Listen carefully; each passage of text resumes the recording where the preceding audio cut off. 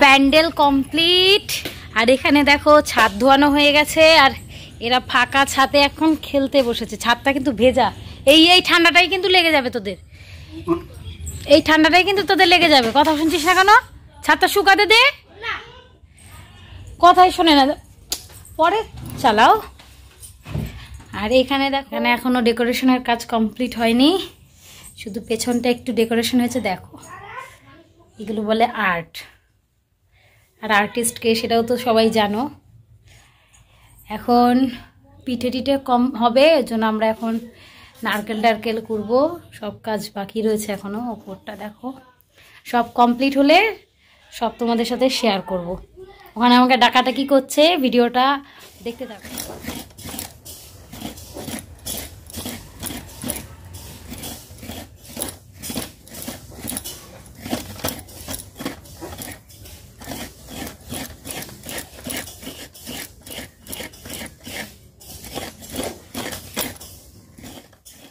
প্রতি বছরের মতো মা দিদি মিলে ঠাকুরের সব পুজোর আয়োজন করতে লেগে পড়েছে।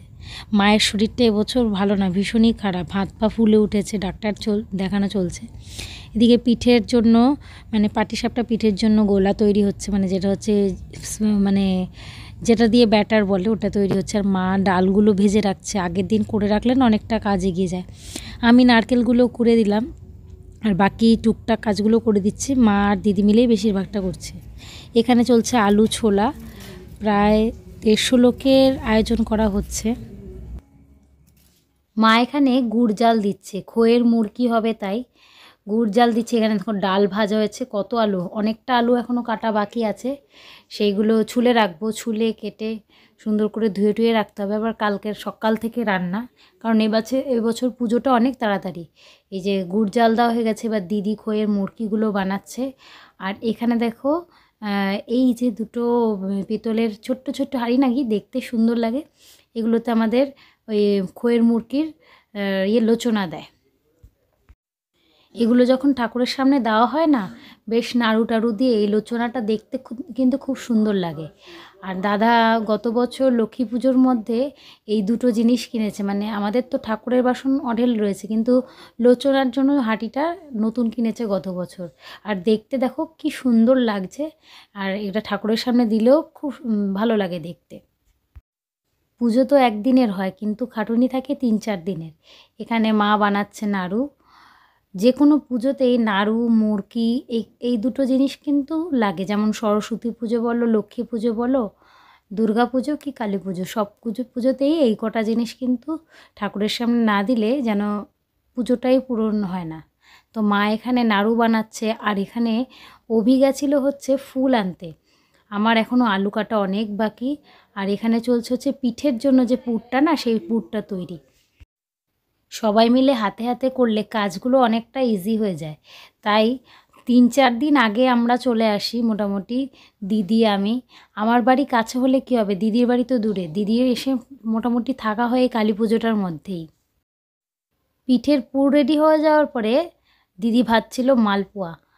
কে কেমন মালপোয়া ভাজে আমি দেখেছি, অনেককে অনেক রকম ভাজতে। আমাদের এরকম চিনি সুজি সব কিছু একসাথে মিক্স করে, ময়দা মিক্স করে কিছুক্ষণ রাখার পরে চিনিটা গলে গেলে পর তারপরে তেলে ভেজে ভেজে মালপোয়াটা করা হয়। অনেকেই দেখি মালপোয়া তেলে ভেজে শিরায় চোবায়, কিন্তু আমরা হচ্ছে এইভাবে করি। আর মালপোয়াটা থিকনেস থাকে একটু মোটা, আর খেতেও খুব দারুণ হয়, দুর্দান্ত হয়।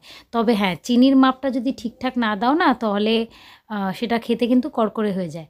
আর এখানে পিঠের জন্য ব্যাটার গোলা হয়েছে, পিঠের যে পুরটা সেটা তৈরি হয়েছে, পুরোটাই দুধের ওপর সব কিছু বেস করে। আর এখানে আমাদের 2 মূর্তি ব্যাট বল নিয়ে, ব্যাট কক নিয়ে ঘুরছে।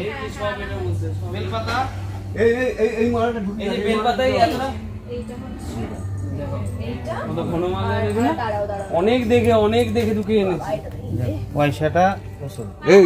এইটাকে ওইখানে রাখ, এই ঢুকিয়ে রাখ। না এগুলো সব ঝোলা, না ওইটা ঝোলাতে হবে না। ও সব জম পড়ানোর সময় ঠিক হয়ে যাবে। ঠিক আছে। দড়িটা ছিঁড়ে গেল, লাগেনি কোথাও। হ্যাঁ শুভ ওখানে নেমে গেছে। দাঁড়া দাঁড়া এক এক করে। নীলকণ্ঠ মালার প্যাকেটে রাখলে নষ্ট হয়ে যাবে না? ঝুলিয়ে রাখলে ভালো থাকতো। এই কড়া নে, খাবার টেবিলটা পাইতাই করো। ঘরে আলো দেখছেন বলে দি, ঘরে লাইট গুলো লাগানো, আলোটা কি হইছে?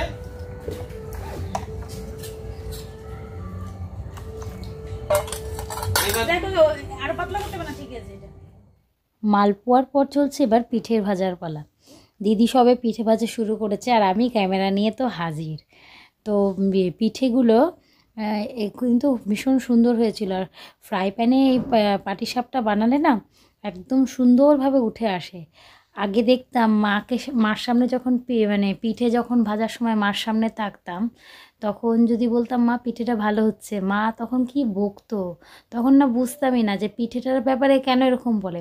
মা বলতো পিঠের সামনে নাকি পিঠের মানে সুনাম করলে বা পিঠের যে সুন্দর হয়েছে বললে পিঠেটা নষ্ট হয়ে যায়। আমার মা খুব বকা দিত তখন। কিন্তু এখন ফ্রাই প্যান আসাতে পিঠেগুলো কিন্তু সবারই সুন্দরভাবে ওঠে।